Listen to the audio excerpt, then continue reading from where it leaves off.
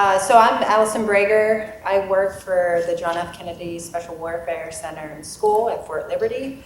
My background is in neurobiology. I've been a neurobiologist for about 15 years. I also had the opportunity through the Army to be a professional athlete in the sport of CrossFit. And it was through that experience that I met 5 incredible women who are also trailblazers in Army medicine, aviation, and combat arms. So I'm going to spend the next 15 minutes talking about this phenomenon that we came up with about 6 months ago and have since published on. And it's called the metabolic pink tax. And actually, our inspiration for the metabolic pink tax comes from the field of economics. We now know that on average, women are charged about $1 more for the same product marketed to men. So just to think about this, Saturday morning, you're walking down the aisles of Target, and you need deodorant for yourself and, say, your husband. Your husband's deodorant costs about $3. Yours, which essentially, same bioactive ingredients, only difference may be the fragrance. Your deodorant is $4. Same thing with shaving cream, right? That standard can of Barbasol is usually $1.50, usually marketed towards men. And then we have the female equivalent. That's usually about $3. And so that was really what we used to develop this idea of a metabolic pink tax, which is sort of figuring out what is the delta in terms of how much more work women have to expend from the perspective of pure energy expenditure in order to accomplish the same task as their male counterpart. Now, in developing this concept, we focus specifically on a very active topic of conversation, which is the Army combat fitness test. We are making progress and headway in terms of identifying what the standards are, why the standards should be what they are, and coming up with the standards for both men and women. Now, before I get into how the metabolic pink tax applies to the Army combat fitness test, I think this is a good time to go back into history. And a little history lesson that I learned myself just a few weeks ago. So a few weeks ago, I actually found myself TDY in Hawaii. You can feel bad for me. And I happened to, when I had some free time, take a trip over to the Army Museum next to the Halikoa. Who here has been to that museum, right? It's really, really cool. So I was going through all the different rooms of Fort DeRussy, looking at different display cases, and I happened to come across which was the Army regulation for the Army Women's Corps during World War II. So this group of women who were asked to call to arms to support the war.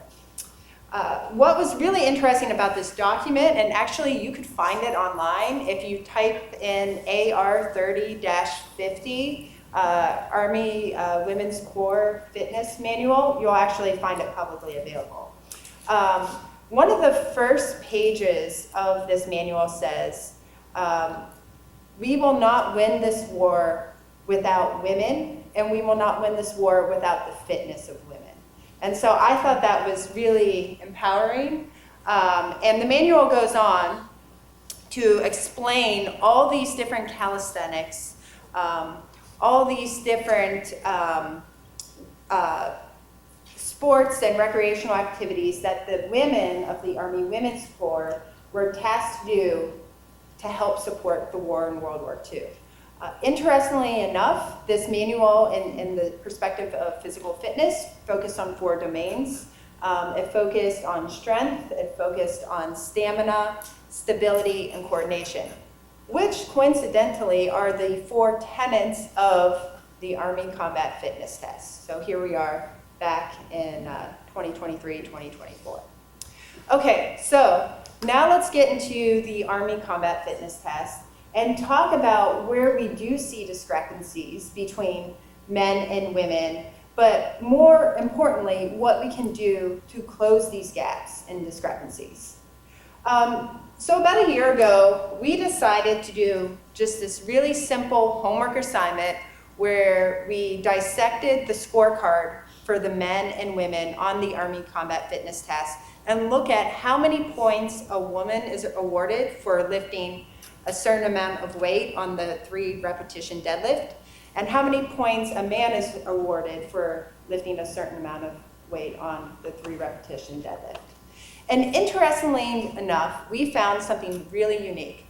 We basically found that in the scorecard, in general, the men are given about 20 opportunities to lift a certain weight corresponding with a certain amount of points, whereas women are only given about 10 to 12 opportunities to lift the same amount of weight.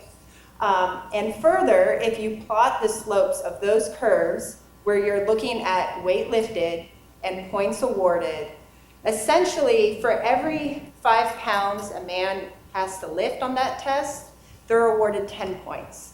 And for every 10 pounds that a woman has to lift on that test, they're only awarded 5 points. So that is one discrepancy we found right there. And again, this is just simply taking the scorecard and visualizing it from a data perspective. The second test that we were interested in from the Metabolic Pink Tax is the sprint drag carry, which is of course everyone's favorite 3 or 4 minutes for those of you who have done the Army Combat Fitness Test. Pound for pound, one of the things to think about with this test is the average weight of a male soldier versus a female soldier. On average, female soldiers weigh about 20 pounds less than your average male soldier, but when you think about the weight loads that have to be dragged or carried on the sprint drag carry, it's the same for men and women. So essentially, women have to exhaust more energy, recruitment of more muscle fibers, and exude more strength in order to complete the task in the same amount of time. Okay, so those were the only 2 tests that I wanted to focus on within the Metabolic Pink Tax. But I do want to talk about implementation strategies that you can leverage in order to close these gaps. And this is actually work that we have done prior.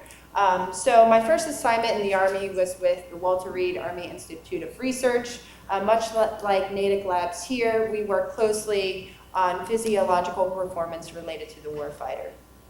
And a few years ago, we were really interested in seeing what successful professional and collegiate athletic teams of both men and women were doing to help optimize performance and protect against injury. So we coincidentally, in our backyard, had Towson University, which has one of the best historical lacrosse programs in the country. And so we worked with Towson University and their lacrosse programs to identify how their strength coaches trained men and women, what those differences were, and why, at the end of the day, both of these teams were national champions, both the men's and women's teams, and the fact that they were national champions with having minimal injuries within their formation. So one of the things we found that was really interesting working with the men's and women's teams of Towson University is that they understood the physiological differences between men and women when it comes to strength. So in general, when men are asked to lift a certain load and to be on a training program to build strength and reps over time, they can continue to increase throughout the weeks of training and then hit a period of max effort, where their max effort is about 95% to 100%. Women, on the other hand, we are actually, because we're essentially the ultimate endurance athlete, we are very good at working up to about 80 to 85%, and then maintaining that over a period of a significantly long time in a way that a man cannot do. Sorry guys. we found this really interesting that that's how Towson University was training their men and their women. And that was the recipe behind their success in their national championships. So flashback to the Army Combat Fitness Test. This is an initiative that actually the Army Surgeon General's office took on a few years ago because they were trying to, again, close the gap between making sure that pass rates of women on the ACFT were just as high as men on the ACFT. And one of the things that the Army Surgeon General's office found is that, yes, women are completely capable, and in fact more capable of passing the ACFT at the same rate as their male counterpart. They just had to focus on a dedicated training program a little bit longer to get to that point. So with about 4 to 5 months of additional dedicated training, a female could match her male counterpart pound for pound on certain tasks of the ACFT with that training domain. So I'll wrap up by saying, you know, we are at the forefront of being able to be revolutionary in how we train women and to increase the amount of women that are in combat arms roles and fulfill more warfighting capabilities within the Army. We just have to be more strategic about it, but we got it.